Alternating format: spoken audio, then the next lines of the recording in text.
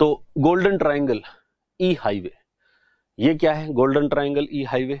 तो ई हाईवे का मतलब देखो, इसके अंदर जयपुर, दिल्ली और आगरा, इन तीनों को मिलकर जो है क्या कहा जाता है, गोल्डन ट्रायंगल कहा जाता है। ये तीनों जो है टूरिज्म का एक गोल्डन ट्रायंगल है कि टूरिस्ट अगर कोई आता है तो पहले वो दिल्ली आता है, तो दिल्ली से या तो आगरा चला जाता है, ताजमहल वाजमहल देख लेता है, फिर जयपुर आ जाता है, जयपुर के अंदर जो भी मॉन्यूमेंट्स देखने होते हैं वो देख लेता है, और फिर वापस दिल्ली जो है वो चला जाता है। तो एक शॉर्ट टूरिस्ट का एक जो है शॉर्ट ट्रायंगल बना हुआ है, ये है जयपुर, दिल्ली और आगरा।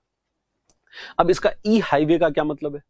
ई हाईवे का मतलब है कि सरकार जो है वो आजकल ई व्हीकल के ऊपर ज्यादा जोर दे रही है।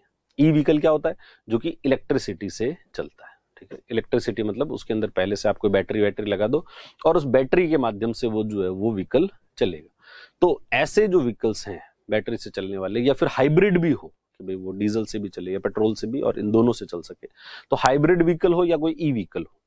अब अगर आपने ई व्हीकल बनाया है तो आपको क्या, आप अगर खरीद रहे हो, जैसे मान लो मैंने अगर ई व्हीकल खरीद लिया, तो क्या अभी वर्तमान के अंदर स्थिति ऐसी है कि ई व्हीकल जो है वो आप खरीदने के लिए तैयार हो जाओगे? हो सकता है कि आप एनवायरनमेंट के लिए तो बहुत ज्यादा सोचते हो या बहुत ज्यादा एक्टिविज्म टाइप की बात करते हो, परंतु ई व्हीकल खरीदने के लिए तैयार हो जाओगे? आपके दिमाग में आएगी यार खरीद तो लेंगे, परंतु इसकी ये चार्जिंग कहाँ करवाएंगे? या तो फिर आप घर पे जो है वो चार्जिंग पे चार्ज लगवाओ, घर पे एक अलग से कुछ ऐसा आपके पास में चीज हो उसके माध्यम से चार्जिंग करवाओ, वरना अगर आप निकले हुए हो और रास्ते के अंदर उसकी बैटरी खत्म हो गई तब क्या करोगे? तब कहां पर चार्जिंग जो है वो करवाई जाएगी? इसलिए ई व्हीकल के सपोर्टिंग इंफ्रास्ट्रक्चर जो है वो भी आपके पास होना चाहिए, और ये सपोर्टिंग इंफ्रास्ट्रक्चर का काम जो है वही इस गोल्डन ट्रायंगल ई व्हीकल, ये जो ई व्हीकल वाला ई रूट जो है इसके अंदर है। ई व्हीकल पर सरकार फोकस, अगले साल तक स्पेशल कॉरिडोर पर दौड़ेंगे इलेक्ट्रिक वाहन दौड़ेंगे स्पेशल को। जयपुर, दिल्ली, आगरा पहला ई हाईवे होगा। पहला ई हाईवे कौन सा है? तो जयपुर, दिल्ली, आगरा। 500 किलोमीटर का ये कॉरिडोर है और जयपुर से दिल्ली के बीच में 19 चार्जिंग स्टेशन, पेट्रोल पंप के जो आउटलेट्स हैं, पेट्रोल पंप है वहां पर, वहीं पर चार्जिंग स्टेशन जो है वो बना दिया कि जिसको पेट्रोल लेना है वो पेट्रोल ले लो, जिसको जो है चार्जिंग कराना है वो चार्जिंग करा लो। 30 मिनट में टेक्निकल हेल्प या बैकअप की सुविधा, अगर आपकी गाड़ी कहीं पर एकदम ही ठप हो जाती है कि भाई वो ई व्हीकल जो है बिल्कुल चल ही नहीं रहा है, तो आप उस हाईवे के अगर ऊपर हो तो 30 मिनट के अंदर जो है वो आप तक वो हेल्प पहुंच जाएगी। उसकी जो पेट्रोलिंग टीम होगी हाईवे के ऊपर चलने वाली, और वो आप तक जो है वो 30 मिनट के अंदर पहुंच जाएगी। 200 करोड़ का निवेश है इसके अंदर। सालाना 90,000 ई व्हीकल गाड़ियों को ई कॉरिडोर से इस्तेमाल का अनुमोदन, इसका जो है वो आपने परमिट दी है कि E corridor will be ready with 200 crore and estimated use of E corridor of 90,000 vehicles annually. कि इस अगर हमने ई कॉरिडोर इस तरीके से बना दिया तो उसको एनुअली कितने लोग यूज करेंगे? 90,000 व्हीकल जो है वो यूज करेंगे। और फिर ये अपॉर्चुनिटी है कि आप इसमें इन्वेस्टमेंट कर दो, पीएसयूज के लिए भी अपॉर्चुनिटी है, प्राइवेट प्लेयर कोई खुद अपना जो चार्जिंग स्टेशन वगैरह बनाना चाहता हो तो वहां पर उसके लिए भी अपॉर्चुनिटी है। तो आप इन्वेस्टमेंट इसके अंदर कर सकते हो, बशर्ते कि आपके पास में क्या हो, पैसे हो। The task of developing a charging station is assigned to Rajasthan electronics and instrument limited. किसको दी गई ये टास्क? ये जो चार्जिंग स्टेशन बनाने की टास्क किसको दी है?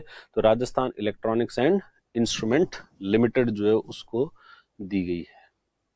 30 charging stations of this corridor will B powered by solar energy, और इसके 30 यानी इसमें सौर ऊर्जा जो है उसको भी बढ़ावा दिया जा रहा है कि वो जो चार्जिंग स्टेशन है वो कैसे चार्ज होगा, तो वो सोलर एनर्जी से जो है चार्ज होगा।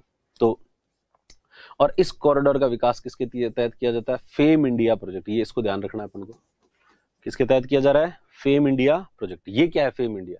Faster adoption and manufacturing of hybrid and electric vehicle. पहले तो सिर्फ इलेक्ट्रिक था, बाद में इसमें हाइब्रिड जो है वो भी ऐड कर दिया। क्या है? फास्टर अडॉप्शन, जल्दी से जल्दी जो है हम लोग ई व्हीकल के ऊपर ट्रांसफर हो जाए, तो faster adoption and manufacturing, e vehicle की मैन्युफैक्चरिंग जो है वो जल्दी से हो, ई व्हीकल की भी और साथ साथ में किसकी? हाइब्रिड व्हीकल की, हाइब्रिड जिसमें डीजल पेट्रोल प्लस जो चार्जिंग है दोनों की बातें हो, ई व्हीकल जो है वो बनाया जाए। तो इसके लिए फेम इंडिया नाम का प्रोजेक्ट जो है वो चलाया जा रहा है। तो केंद्र सरकार के लेवल पर कौन सा प्रोजेक्ट है? Fame India. और क्या लाभ होगा? तो लाभ तो समझ में आता ही होगा कि भाई इससे क्या लाभ होगा। तो आप अगर इलेक्ट्रिसिटी से चला रहे हो तो पेट्रोल डीजल की जरूरत नहीं है, और पेट्रोल डीजल जो है हम क्या करते हैं? आयात करते हैं, तो एक तो आयात का हमारा बिल जो है वो कम हो जाएगा। दूसरा, पेट्रोल डीजल जो है उससे प्रदूषण ज्यादा होता है, तो प्रदूषण भी अब आपका कम हो जाएगा। और तीसरा, यहाँ पर क्या कर रहे हैं हम? सौर ऊर्जा को बढ़ावा दे रहे हैं, तो सौर ऊर्जा जो है उसको भी बढ़ावा मिलेगा। तो ये, और ये जो फेम इंडिया है, जो इस फेम इंडिया की बात हुई, ये किसका भाग है?